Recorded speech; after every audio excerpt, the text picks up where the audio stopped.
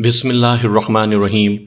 سامعین کرام، آپ سن رہے ہیں جاسوسی ناول سے منتخب ایک اردو کہانی موضع کی گواہی، جس کے مصنف ہیں تنویر ریاض، اور یہ اس سلسلے کی آخری اور قسط نمبر 2 ہے۔ مجھے امید ہے آپ کو میری یہ کاوش پسند آئی ہوگی۔ آپ نے اگر ابھی تک میرا چینل کہانی گھر سبسکرائب نہیں کیا تو ابھی میرے چینل کو سبسکرائب کر کے بیل نوٹیفیکیشن آن کر لیجئے تاکہ آنے والی ہر نئی کہانی کی اطلاع بر وقت آپ تک پہنچ سکے۔ کوکی اپنی دوائیں باتھ روم میں رکھتی تھی۔ بیلا نے سونے کے کام سے مزین دروازہ کھولتے ہوئے کہا، دواؤں کا کیبنٹ ایک آئینے کے پیچھے تھا اور اس کا فریم بھی سونے سے بنا ہوا تھا۔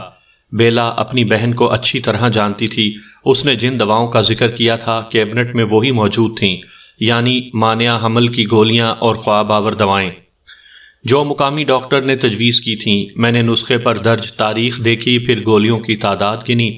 اس نے گزشتہ 3 ہفتوں میں صرف 2 گولیاں لی تھیں، گویا وہ ان دواؤں کی عادی نہیں تھی۔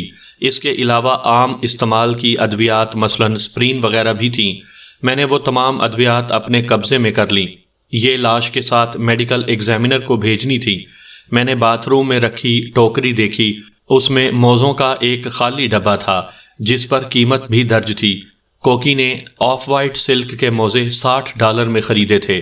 اس کا اسٹوڈیو اوپری منزل پر ایک بڑے کمرے میں تھا جس کے فرش پر پڑے ہوئے ایرانی قالین کی قیمت غالباً میری 1 سال کی تنخواہ سے بھی زیادہ تھی۔ اسے پیشہ ورانہ انداز میں ترتیب دیا گیا تھا۔ وہاں ایک لکھنے کی میز اور ڈرائنگ ٹیبل رکھی ہوئی تھی۔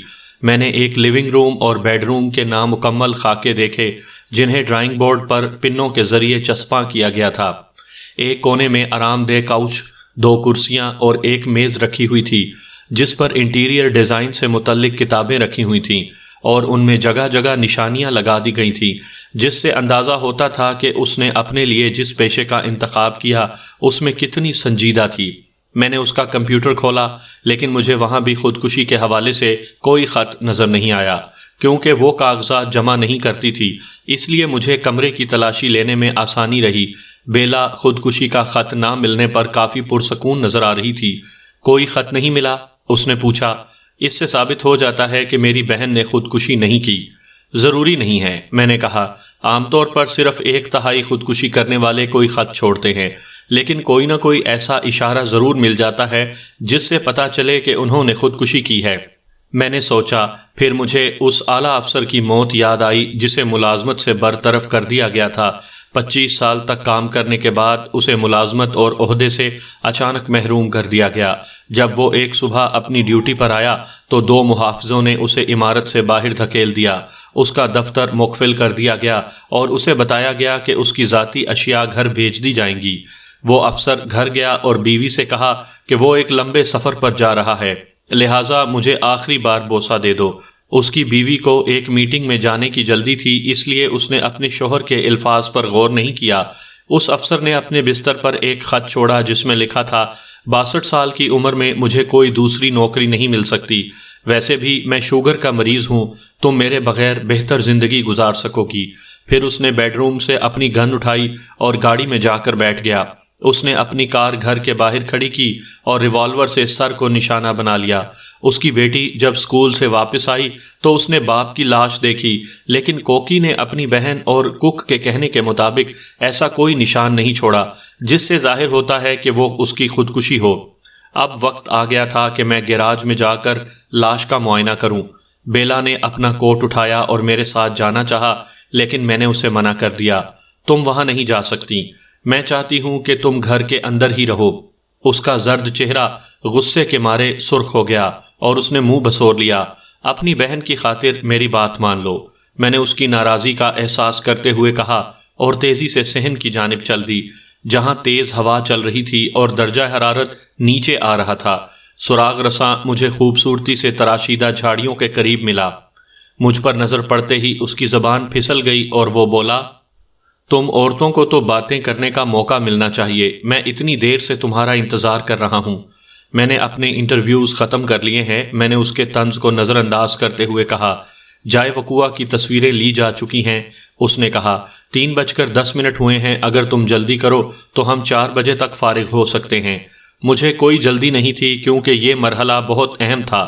میں نے آئی پیڈ آن کر کے ڈیتھ سین انویسٹیگیشن فارم کھولا۔ بیلا پہلے ہی مجھے ابتدائی معلومات فراہم کر چکی تھی، جس میں کوکی کی تاریخ پیدائش اور سوشل سیکیورٹی نمبر بھی شامل تھا۔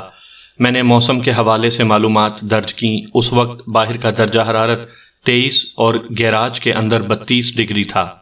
میں نے لمبے زاویے سے گیراج اور کار کی تصویر لی اور پھر قریب جا کر کار کی تصویر اور لاش کا کلوز اپ لیا۔ ڈرائیور کی طرف کا دروازہ کھلا ہوا تھا اور اس پر سرمئی رنگ کا فنگر پرنٹ پاؤڈر چھڑک دیا گیا تھا۔ ڈیش بورڈ اور دوسری جگہوں پر بھی یہ پاؤڈر نظر آ رہا تھا۔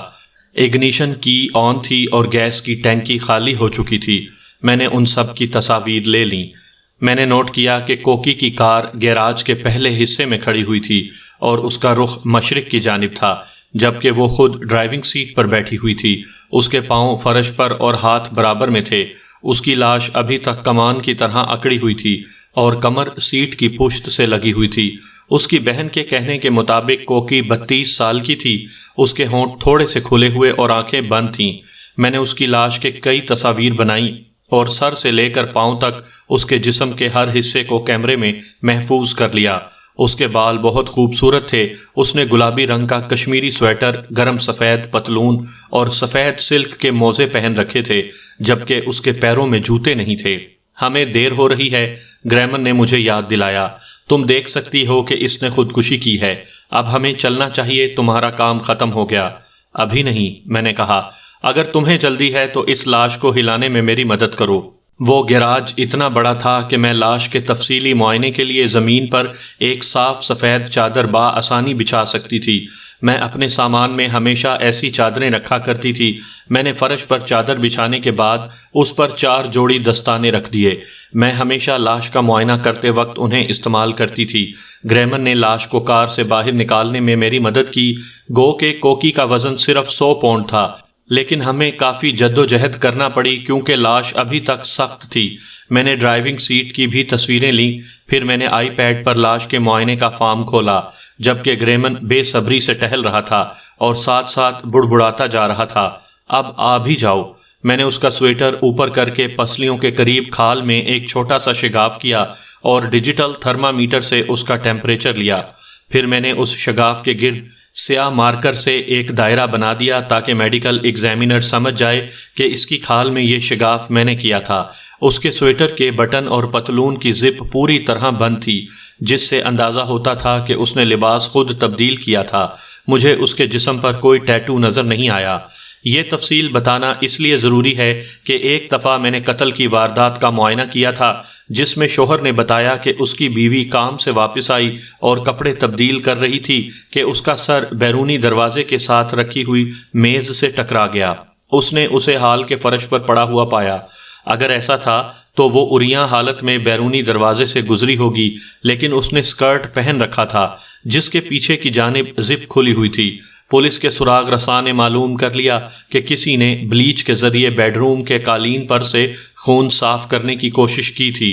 اس کے شوہر نے اعتراف کر لیا کہ ان دونوں میں اس وقت جھگڑا ہو گیا تھا جب وہ کام سے واپس آنے کے بعد بیڈ روم میں لباس تبدیل کر رہی تھی، اور اس نے بیڈ کے سرہانے رکھے ہوئے لیمپ سے اس کے سر پر کاری ضرب لگائی۔ پھر اس نے اس کی موت کو حادثاتی رنگ دینے کی کوشش کی لیکن ناکام رہا۔ اب گریمن کے چہرے پر غصے کے آثار نظر آ رہے تھے، لیکن میں اسے نظر انداز کر کے اپنے کام میں لگی رہی۔ کوکی کی لاش کا ٹیمپریچر 90 ڈگری فارن ہائٹ تھا۔